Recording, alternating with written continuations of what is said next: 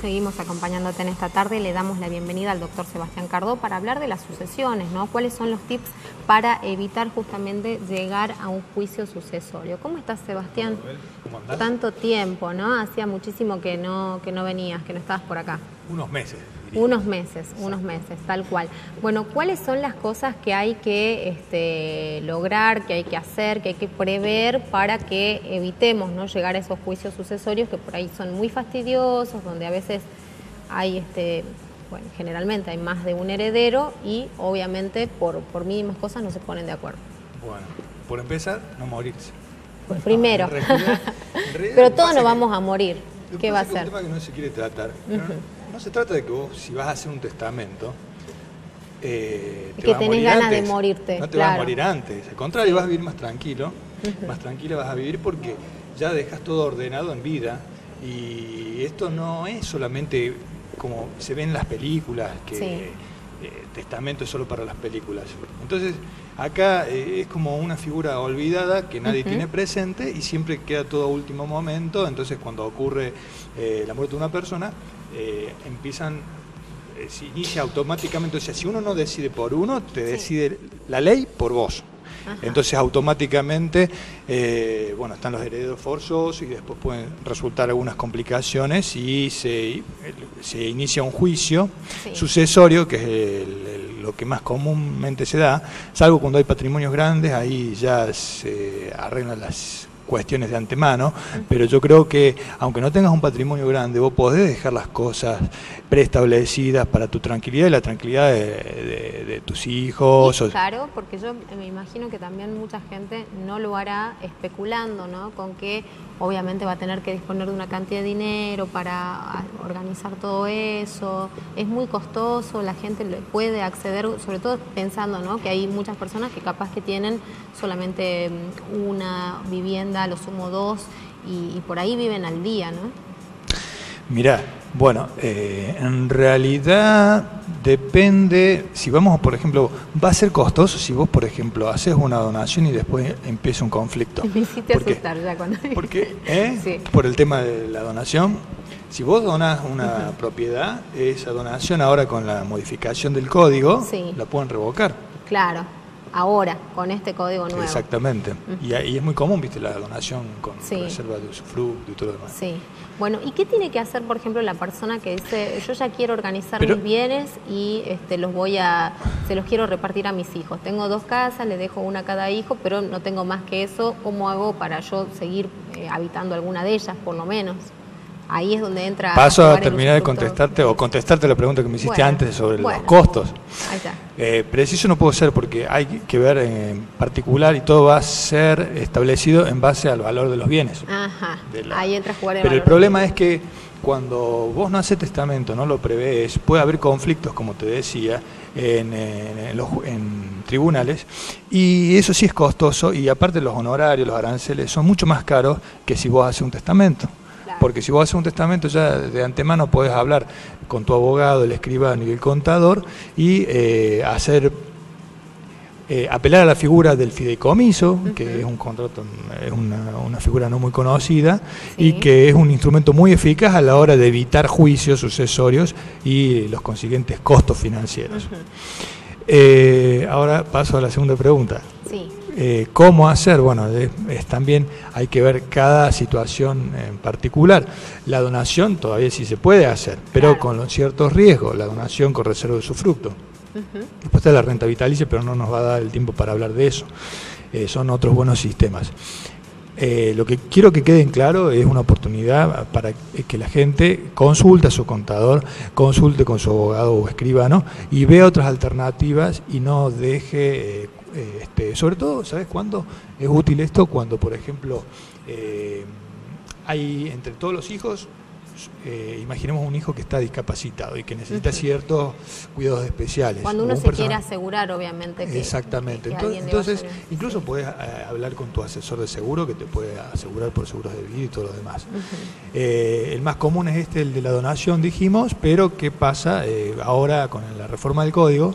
que estuvo vigente todo el año 2016. Sí. Si vos haces la donación, desde hecha la donación, no se perfecciona hasta que pasen 10 años. O sea, Ajá, puede aparecer, claro. yo si compro una propiedad que es donada, uno no tiene certeza de cómo vivía o si tenía una vida ordenada el que donó la propiedad. Claro. A lo mejor no, tenía otros hijos o lo que sea. Incluso pueden cuestionar esa donación los mismos herederos forzosos. Y acá también es bueno aclarar el tema de qué son los herederos forzosos, los que sí o sí, aunque vos disponga otra cosa, sí o sí van a heredar. Tus descendientes, por ejemplo, tus hijos, van a heredar. Antes, con el viejo código, vos solamente de todo tu patrimonio podías disponer del 20%. El otro 80% sí o sí quedaba para tus hijos, no podías tocarlo. Ahora se amplió un poquito ese margen. Sí. Entonces ahora podés disponer de un 33% y con la vigencia de este código. Exactamente.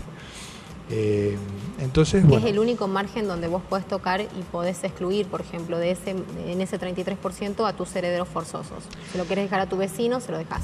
A cualquiera, si vos, por ejemplo, entonces a tu heredero forzoso le corresponde el 66%, o si querés verlo de otra manera, los 2/3, ¿no? Como les decía más claro a usted. Como le sea más fácil a la gente. Tal cual. Entonces, si vos tocas, dispones vos tenés que disponer del 33%, pero dispones del 40%, del 50%, tenés descendientes, ellos te van a reclamar, van a hacer el reclamo y se va a armar un conflicto enorme y, bueno, por supuesto, costoso con todos los abogados y todo lo que eso implica. Por eso, además hay que hacerlo bien.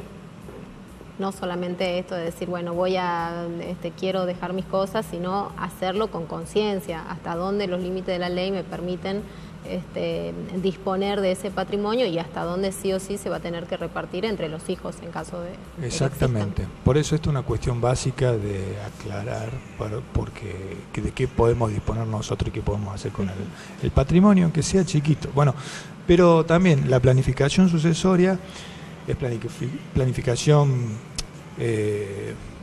más que planificación sucesoria podemos hablar porque también hasta desde el matrimonio ya podés, con las convenciones prematrimoniales, podés llegar a acuerdos, ahora la ley te facilita eso, y eso después va a tener alguna repercusión en el momento de las sucesiones. Pero para todo eso hay que ver de qué patrimonio estamos hablando, y cada situación es muy particular. Solamente ahora te puedo dar nociones generales y nada más. Sobre eso para que la gente tenga una idea y bueno, y después vuelvo a insistir con la figura poco usada, poco conocida, salvo para la gente que tiene muchas propiedades, la figura del fideicomiso, donde con el asesoramiento de un contador, un abogado y un escribano se puede hacer, y es mucho menos costoso que un juicio sucesorio. Y por ejemplo, la figura del fideicomiso, pongamos un ejemplo hipotético, ¿qué cantidad de bienes hay que tener, por ejemplo, para poder hacer un fideicomiso, ¿no? O para que sea conveniente en realidad generar el fideicomiso? Sí, yo no hablaría de cantidad de bienes, sino más de la cantidad o de los valores de los bienes del patrimonio. ¿Qué configura el patrimonio en términos de valores? Porque a lo mejor son pocos bienes, son bienes muebles, ¿viste? Y tenés muchas cosas, pero no justifica que hagas un fideicomiso por eso. De todas formas, no es simple un fideicomiso, pero tampoco es complicado. Y es una figura muy adaptable y a cada situación en particular. O sea, la armás, no es que vos vas y tenés un molde fijo y que bueno le cambias algunas piezas y ya con esto está y lo adaptas. No, tenés que ver primero, para hacer la planificación sucesoria, yo recomiendo a los profesionales sentarse y hablar bien con el cliente para ver bien lo que quiere. De todas formas, fideicomiso, testamento, no hay problema, porque el testamento lo separamos del fideicomiso, es otra cosa, ¿no? Hay que aclarar eso. Pero ambos instrumentos son revocables. O sea, si vos te arrepentís, podés cambiarlo, eso no hay problema. O sea, yo puedo hacer mi testamento hoy y mañana capaz que ese 33% del cual yo podía disponer, quiero cambiarlo y lo cambio. No hay problema con eso. Exactamente. Mientras no me muera, lo puedo cambiar. Vos lo podés cambiar, incluso no solamente podés hacer disposiciones de orden patrimonial, sino por cuestiones extrapatrimoniales. ¿Se pueden poner esas cláusulas que uno veía en las películas, viste, en las películas de Estados Unidos, que si tal, no sé, no contrae matrimonio, no me da un descendiente, viste esas cosas locas que aparecían o no? Eso no habilita en esas modificaciones que ha tenido el Código Civil. Bueno, no sé bien, no me aclaraste bien. Claro, viste que te ponían otras cláusulas para que se cumpla, que vos heredes determinado Sí, bien. sí, vos podés poner.